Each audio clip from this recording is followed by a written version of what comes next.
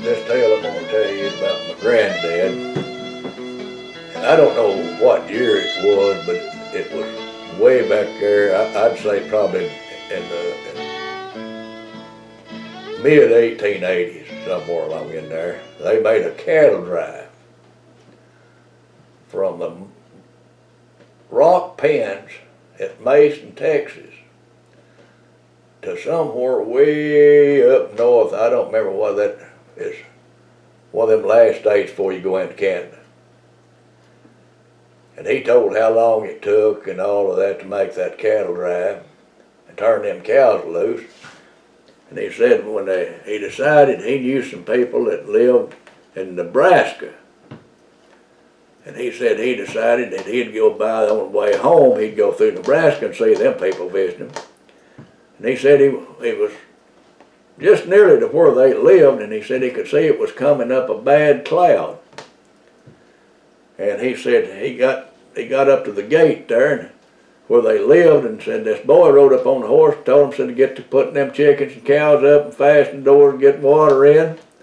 Said he jumped down and put his horse in the barn too with him. Said what's helping them draw water and get water in.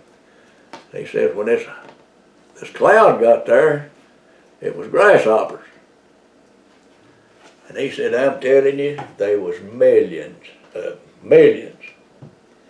And he said they stayed in the house 3 days. And he said when them grasshoppers finally left, said they left, had a streak there about 6 or 8 miles wide and 20-something miles long. Said they wasn't a leaf on a tree, it wasn't no grass, they wasn't nothing. You live across the road from your grandfather's house, the Workman house? Yeah. And you had told me kind of an interesting story about how that house... We'll just start with Granddad, because my granddad made a cattle drive from the rock pens at Mason, Texas, to somewhere in Kansas.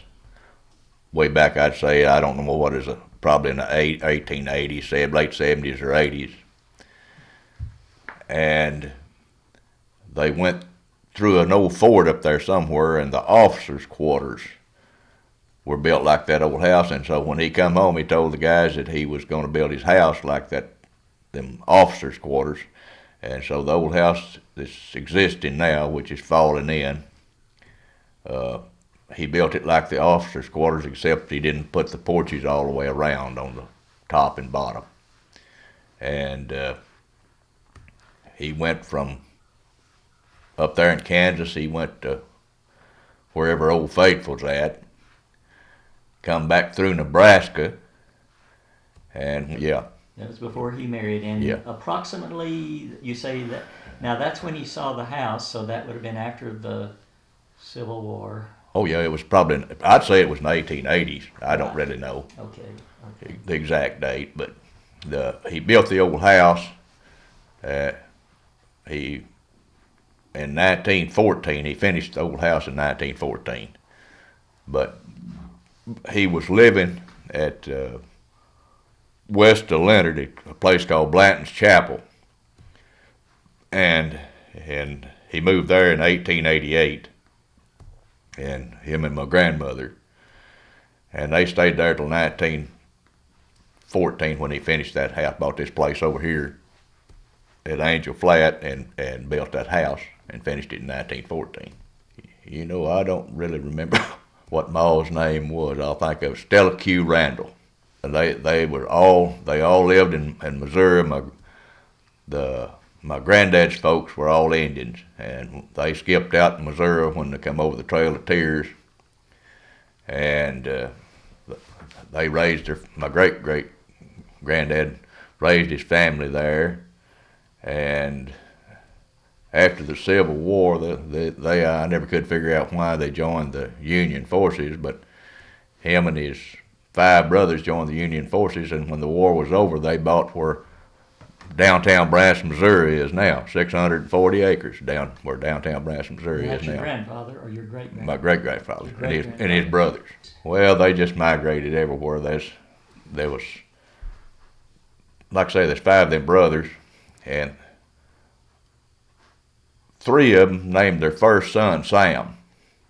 So there was an Oklahoma Sam, an Arkansas Sam, and a Texas Sam. And I've got kin folks all over Oklahoma and everywhere else that I've never met. When he bought the place, there was a 2-room house that was sitting there, and he tore the top off the house and built the old big house around it. And that old house has been there since before the Civil War, I'm sure, because my granddad Odom on my mother's side said that it was an old place whenever he was a little boy, and he was born in 1894, so I'm sure it was probably older than the hills. Your father was? Luck Workman. Luck Workman. Mm-hmm. And he had three brothers and sisters? He had 3 sisters. No brothers, had 3 sisters. There was Ophi Young, and Ethel Young, and Georgie Whistnut. Georgie married David Whistnut. I was born in 42. I was raised in that house. You were mostly a farmer. They raised wheat. When they first come to this country, the reason he come here, I used to have a letter, but I can't find it, but he wrote to Ma, and he told her he'd found what he was looking for. He'd found wheat land at Blue Ridge, Texas.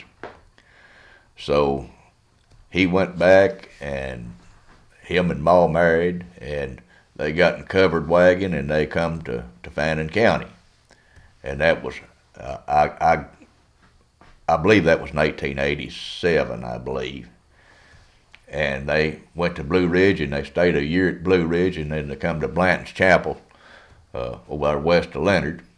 And I can remember Granddad telling about he liked to, of course, them Indians liked to fish, and he'd come to Red River fishing. And would that have been a day's trip at least? Oh, yeah. I've heard him tell many a time about being in Bonham when they laid the cornerstone for the courthouse. Yeah. That's there now. Yeah. And that was I believe 1888. I believe years ago they used to have them first Mondays, and the older men didn't miss them first Mondays. But my granddad was a farmer, and he raised wheat and grain and stuff out there on the black land, and then he decided he was too far from Red River, so he bought this place over here at home, where we call home now. Yes. And he basically farmed, and after he got down here, he got into the horse and jack business, and they raised and sold mules and horses, and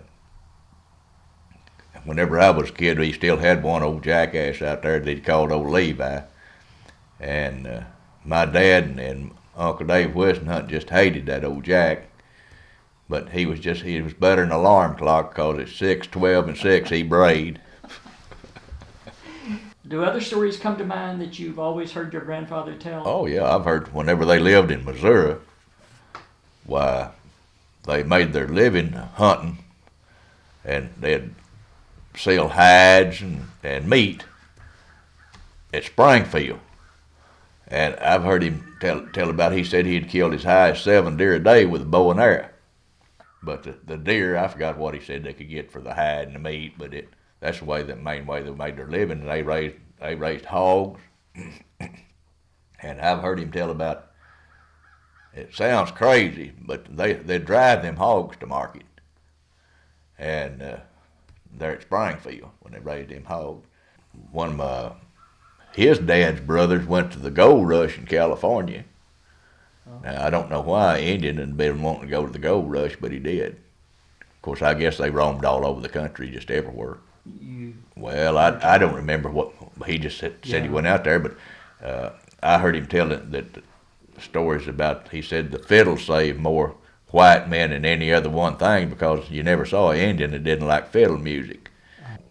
Mother made Dad give the old pistol away because I'd get it and play with it, but back in them days, it was after the Civil War, and nobody had nothing, and they was muggers everywhere, and they come down here evidently by themselves. And he said that you had to be careful at night. If you didn't camp by nobody or let nobody camp close to you, because they'd kill you for your stock and what little stuff you had. And I'd say that was in the I think 87 is when he went back and got Ma and brought her down here. I think 86 or 7. Anyway, Well, them Indians just let bygones be bygones. But as far as the war, it wasn't never. They didn't have nothing for the Yankees, and I don't know why they didn't fight for the South, because they'd moved. My great granddad had come over the Trail of Tears. Yes. And I mean, that hadn't been that many years before, and they took everything. And I've heard my grandpa, he's told me many a time, he'd bounce me on his knee when I was a little boy, and he'd tell stories about things that happened, and he'd ask me who I thought was the savage, the white man or the Indian. They called them savages, but actually most of them Cherokee Indians was Baptist, and they moved their church with them when they come over that Trail of Tears, and you can go up to Tahlequah, and they got pictures. They loved life, and they loved to talk. He was half-breed. Great granddad enough to marry back full bloods. Oh no, most of them was family. Now there was some old people who lived over here across the river that my granddad visited regular. One of them made arrowheads. Okay. He told me many a time that he went to Pitcher, Oklahoma, and he got my granddad. My granddad was still wearing buckskins and braids. My great granddad. Yes. And he bought him some white men's clothes and cut his hair off so they wouldn't know he's Indian, and brought him down here to over to the old home place over there. Yes. And even back in them days, and way on back, a lot of his brothers and them in Missouri, they worked in the coal mines. Yeah. How was he related to your grandfather? He was his brother. When they'd take breaks in them coal mines, and they'd have two guys that have a fight for just sport, you know. Yes. And then whoever could whoop all the guys working one mine, they'd pit them against some other mine somewhere else, and that's where the picture come, where him and the colored guy was having a fight, and he beat the colored man to death. There. He went to Kansas, and now my great granddad went back to Pitcher, Oklahoma. My great granddad's buried at Pitcher, and I think Uncle John's buried I don't think he's buried that Pitcher. I believe he's buried someplace right across the line there in edge of Kansas. He was a preacher. Uncle John made a preacher, and he got one of his arms blowed off in the mines. But he'd come down here sometime whenever I was a kid, and he might stay 2 or 3 weeks or a month. And everybody back in them days, you know, they lived off the farm. They raised everything they had, and we all had plenty.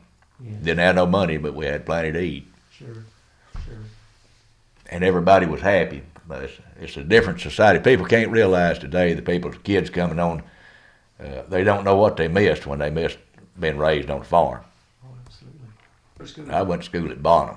From the beginning? Yeah. Really? Now my great granddad on my mother's side had a place right there, right north of us, that joined us, my granddad Workman's place, and his name was Sam F. Odom, and he donated a block of land there for a church and school, and he called it Angel Flat. When the kids got in from school, they hit them fields in the fall to pull them bows, and I sort of like a monkey, I just come natural for me pulling them bows, and sometimes with bus would get in about 4 o'clock, and we'd run in there, change clothes, and get our sacks, whoop out there at the field, and sometimes I could pull 200 before they quit of an evening, and that's more than some of the grown women could pull. Talk about during the Depression that nobody had any money, and they planted 5 acres of Irish potatoes, and they made enough Irish potatoes, and they got enough money out of them potatoes to buy them 4 men a suit of khaki clothes piece. Like Ivanhoe, yeah. They had 2 different seasons there. They'd take out in the summertime. They'd have a season of school right in the middle of summertime when they got the crop laid back, and then when they got ready for the cotton come in, they'd let school out, so they could pick. But what we did is, and back in them days, school didn't start in Bonham till I believe it was the 16th of September is when it started. And so we got to pull over a month. And by the time I was 10 years old, I could pull 400 a day easy. And we'd go out there and we'd pull bows, and we'd get one of them milk cans. We'd stop out at the ice plant and bottom and put ice in it. And of course, we'd get out there, and the first thing them people out there would do is drink all that good Red River water we had, and then we'd have to start drinking that pollywog water. Here too, or no, they had cisterns. They had cisterns out on the black land. Out there on the black land, but you had. We had wells, yeah. Well water here. Yeah, and we had that good well water. Them people, they drank it up fast, and then we'd have to start in on that pollywog water, and it'd make all of us sick till we got used to it. After you got used to it, it didn't bother you. But that with them hogs, they didn't kill a hog back in them days. These things they kill nowadays, they called them shoats. And if a hog didn't weigh 500 pounds, he didn't have a thing to worry about being killed around our place. So if he didn't weigh 500 or 600, he was safe as in the hands of God. Usually we'd keep 10 or 12 hogs, and about November, along about Thanksgiving, it'd come when the first big cold spell to come where they'd kill hogs. And we had the only scalding vat in the country. I've seen them killed as high as 25, 30 a day there and hang them. Back in them days, there was 3 humongous elm trees out there in that yard. And they'd have hogs hanging up. I've seen them pull them up to tractors and old cars. They'd chop them up. Daddy would chop them up, and where the people could come and get their hog. And back in them days, people nowadays don't know what good meat is. And when you've had some of that home sugar cured meat, the guy knew what he's doing. You had something fit to eat. Crock jars. I've seen my grandma and mama. They'd take them 10-gallon crock jars, and they'd grind that sausage meat up, and they'd cook them sausages, and they'd pack them down in that crock, and then they'd pour grease over the top of them, and they'd just keep layer after layer, a layer of meat and then a layer of that grease. And when you say grease, do you mean hog lard? Hog lard that they'd rendered? Yeah, hog lard, yeah. Stationary thrashers, right? Stationary thrashers. And whenever I was a little old kid, of course, I just come on at the time that they was fixing to go out. Mm-hmm. And right after the war there, I can remember that Bill Kirk and Archie Kirk and them 2 Burger boys, Victor and I can't remember what that other boy's name was. The reason I remember the stationary thrashers as good as them cooking them thrasher dinners for them guys to eat when all them women, them women on them farms, they'd cook dinner for them guys, and that was work back in them days. That they'd have part of the guys would be hauling them to the thrasher, and then they'd have guys at the thrasher they'd throw them in that hopper, of course it was thrashing them and throwing that hay out the back, and they had to be moving that. Oh yeah, we still had mules, but.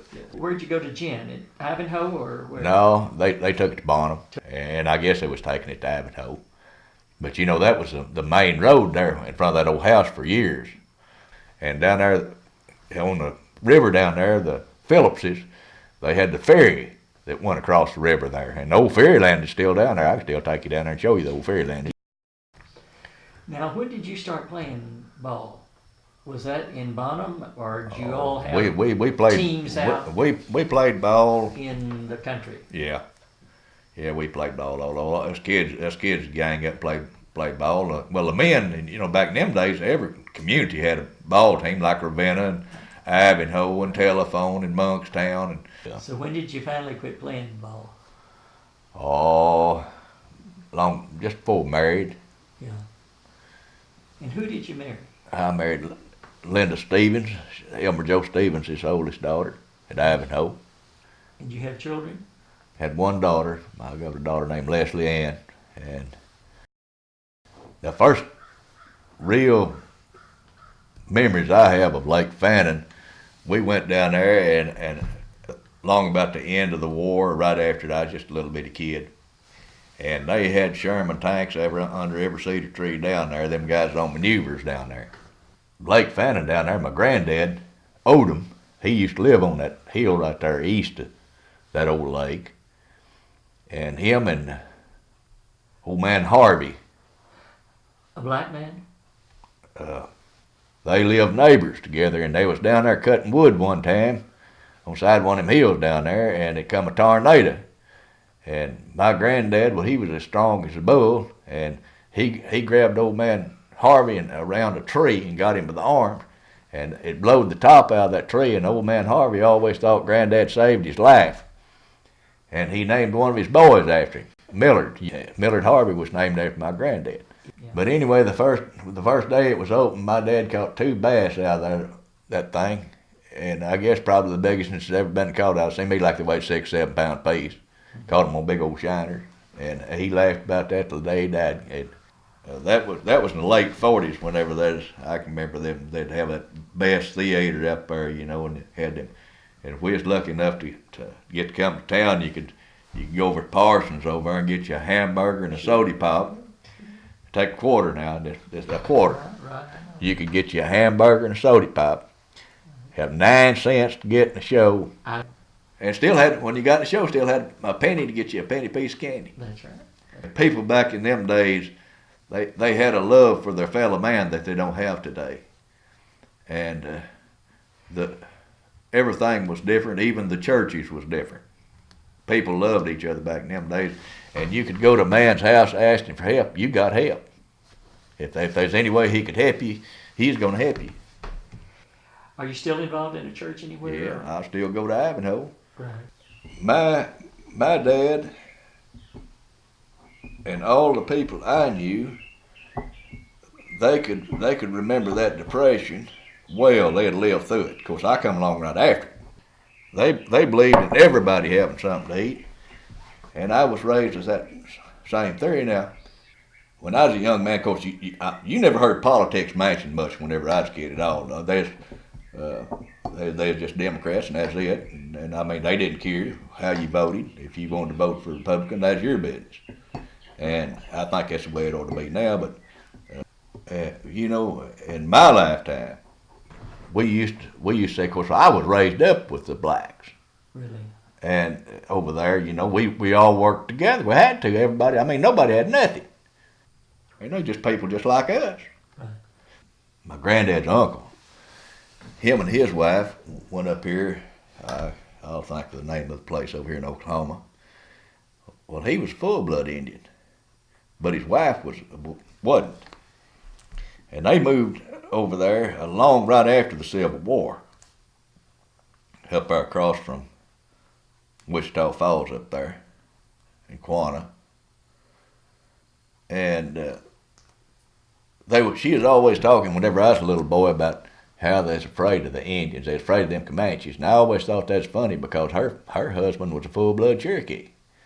But they was afraid of them Comanches. And back there sometime, I don't know just when it was, but they didn't have any children. And they had them little old bottoms down there was the only places moist enough mainly to raise crops. And they had a little old bottom and wheat down there. And they lived in a dugout. And it come a tornado. And after the tornado's over, they went down to the bottom to see if it destroyed their wheat. And when they got down there, they heard a baby crying. And they found this baby in an elm tree down there. And it was a little boy. So they went to Wichita Falls and put it in the paper. And they never found out nothing. And they raised that kid. They didn't know whether his parents was in a wagon train, or they never did find out what happened. Well, I've heard my dad tell about meeting Bonnie and Clyde. Really? Yeah. In this country, or? Oh yeah. He said one day, you know, it used to be the main road right there by our house. Yes. Back over there, and anyway, I guess they'd built 78 by then, and they'd got back over there somewhere. I guess they'd been off on one of the rampages, and they was coming back through them dirt roads, and they was wanting to get back here to Mulberry, because Raymond had some folks lived over across the river. Now Raymond Hamilton. Was he running with? Oh yeah, he was with Bonnie and Clyde, yeah. Okay, go ahead. And anyway, Dad said that it was just Bonnie and Clyde, and they was wanting to know how to get back to Mulberry, and he was down on that dirt road down there, and he said he told them just exactly how to get back down here to Mulberry, and said they thanked him and went on. And my aunt, I guess till the day she died, she could remember hearing on the radio about them killing Bonnie and Clyde, and she said people were scared to death. I don't know what she thought was going to happen just because they got killed, but it scared people. But no, this country here, what people don't realize, there's lots more history here in Fannin County than people realize. Well, this here picture is of my great-grandpa's family. This is Isaac Newton here on the left sitting, and this is Ellen, his wife, here. This here is my grandpa Sam Workman. This here is John Workman. And that up there is Dee. And I can't remember what this youngest one's name is, and one of the women is named Rose. And that's the only one I can remember right offhand. My great-granddad, he was born in 1843. And his wife was Ellen. Yeah. Did you know her? Oh, no. No, she died before I was born. We was digging the grave down at Betty's. And we got down 6 foot deep, and I was smoothing up the bottom of the grave, dug up a boot heel. We just filled the hole up, scooted over and dug another grave. What is this? Well, this field right here is part of my great-granddad's place that hooked on down here where the Angel Flat School and went east to Sycamore Creek. There's 108 acres of land in there. And they owned it for over 100 years, about 114, 15 years, and then they sold it, his daughter. And I sure did hate from selling it because I'd watched over it for 50 years. You could drive in there. Right there where that cellar's at, there's a cellar out there. I'll pull up just a little bit more and you can see it. Right there, see that cellar right there? Yes. Well, that's where the old Angel Flat School sat. And where that other building is there used to be a 2-room house there. I'm sure they built it for the school teacher to live in while just teaching school. But that's where I was born, December the 14th, 1942. I wonder if he was plowing out there. Me and Dad stopped here. And he asked Dad, said, would you like to have a half gallon of whiskey? Dad said, a half gallon of whiskey? And he said, yeah. I said, look right here. I plowed right down beside of it. Said, here's fruit jars, these half gallon fruit jars, that whiskey they had buried out there. And don't tell how long it had been buried. But and they ain't no telling who done it, but they had a big old still down here on this creek at one time. But the first family, it goes right down there. The last time I was down there, which is about 30 years ago, the old ferry landing was still there. That's Sycamore Creek. Ain't nothing. Used to be a bunch of panthers and a mountain lion or two down here, but I don't know. I ain't seen them long. The deer, they kind of shied and went in the timber. You know what I told my wife? I said, there's something bothering them. I can smell it because that's when them does flag. You know, that's a signal, danger signal. Well, in a minute I got my binoculars and I was looking through there and I said, oh, there's a coyote coming through here. Anyway, when it got out of them weeds, it wasn't no coyote, it was a mountain lion, full-grown mountain lion. And you know what he done? He laid down and he just went to curling that tail like this.